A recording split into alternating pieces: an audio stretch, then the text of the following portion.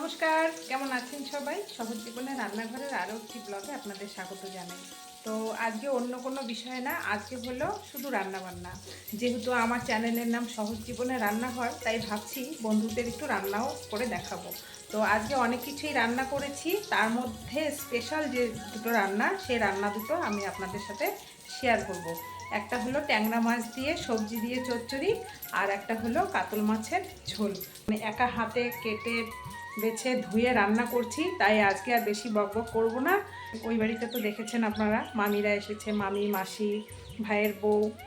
তো ওদের আজকে দুপুরে নিমন্ত্রণ করেছি, ওরা আজকে আমাদের ঘরে খাবে, তাই এত রান্নার আয়োজন। যারা লাইটটা জ্বালিয়ে নেই। ঈশান, স্নান করো।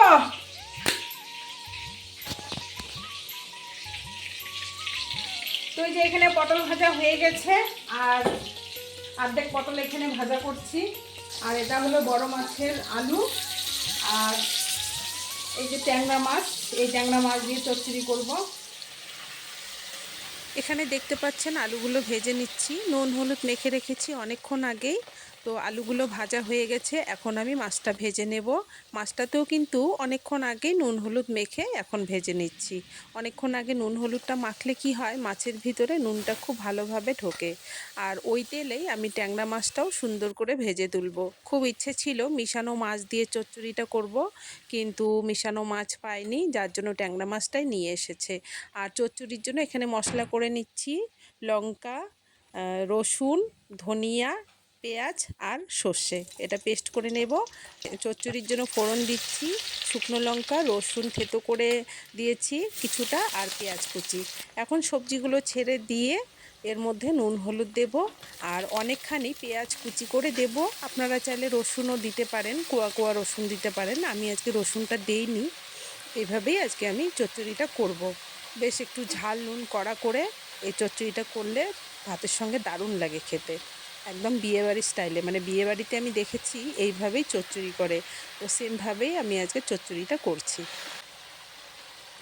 এখানে সবজির মধ্যে রয়েছে আলু, বেগুন, ডাঁটা, ঝিঙা, পটল আর মূলা।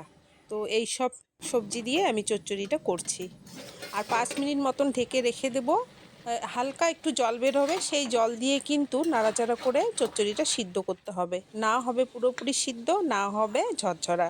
আর এখানে মাছের ঝোলের জন্য আমি নিয়েছি আদা আর ভাজা জিরা, শুকনো লঙ্কার গুঁড়ো। যেহেতু আমি মানে ঝোলটা লাল লাল করব, তাই এখানে ধনিয়া নিলাম, আর নিলাম হচ্ছে মগজ, চার মগজ যেটাকে বলে। তো চার মগজটা কিন্তু আমি হালকা খোলার মধ্যে একটু ভেজে নিয়েছি, কাঁচাটা দিলে গন্ধ করে, তাই আমি একটু ভেজে নিয়ে তারপর পেস্ট করি।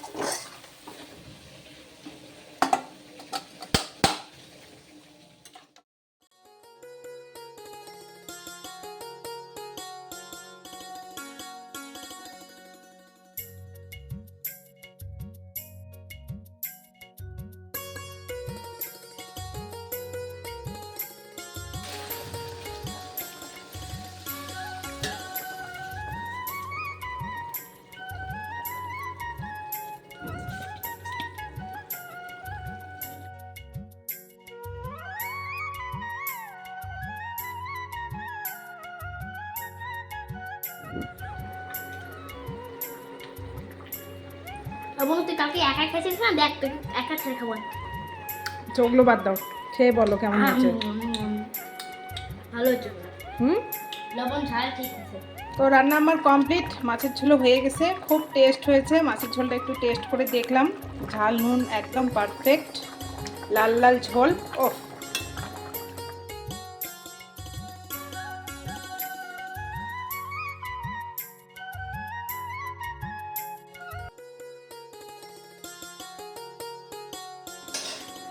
আজকে একদম বিয়ে বাড়ির স্টাইলে কাতল মাছের ঝোল আর ট্যাংরা মাছের চচ্চড়ি, একদম বিয়ে বাড়ির স্টাইল। সকাল থেকে একা হাতে এত কিছু রান্না করেছি, করার পরে চিন্তা করলাম যে বিয়েবাড়ির মতন তো সব কিছুই রান্না করলাম, তাহলে আর স্যালাডটা বাদ যায় কেন। স্যালাডটাও কেটে নিলাম।